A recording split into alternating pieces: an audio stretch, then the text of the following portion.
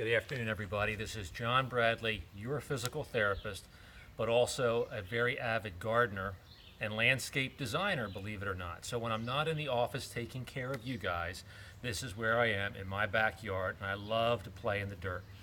So today it's a warm, sunny day. I'm covered with sunscreen and bug spray, and I'm a little sweaty, but I'm having the time of my life.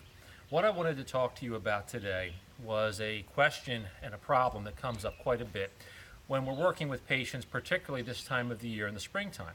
A lot of people are outside in their gardens, in their yards, lifting things, shoveling mulch, digging, and so forth, and unfortunately end up with some back injuries. So what I want to go over today with you about is the proper way to lift something fairly heavy in the garden. I mean, it's very easy to talk about a body mechanics instruction when you're lifting a box or something like that, but we're going to lift this tree, which is right behind me. It's about a 4.5, 5 foot tall dogwood tree I'm going to be planting later on, but I want to show you some of the basic safety tips when it comes to understanding how to protect your back when you're doing this kind of work in the garden.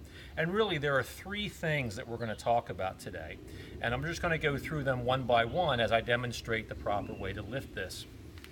So the first thing we're going to talk about is getting your feet staggered, and by that I mean having one foot forward of the other. If you try to pick something like this up and your feet are parallel with one another, there's really not a lot of strength that your back can generate. If you open your legs up like this, there's much more power in your back. And just think about it, when it comes to the world of athletics in football or basketball or baseball, how do the players position themselves when they're ready to play? They're always in a staggered leg position like this. That's the position of power. Number 2, we want to work on getting our bodies as physically close to that object as possible.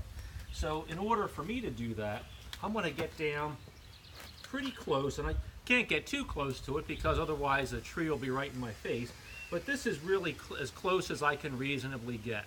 Now, what's going to happen here is if I stand too far away from this and try to pick it up like this, that distance between me and the plant is going to create a tremendous amount of strain on my back. The third point, very, very important. If you notice the position of my back when I'm lifting, my back is perfectly straight and flat.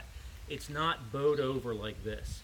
Every time you maintain that inward curve of your back, you're increasing the capacity of your back muscles to support you.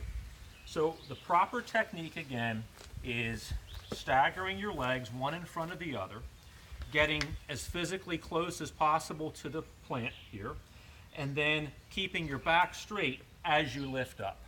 Okay? And make sure if you're going to walk around with it, keep it in front of you. Don't let it get out on either side of you. So this is John Bradley, your orthopedic physical therapist and gardening friend, with another tip to keep you healthy.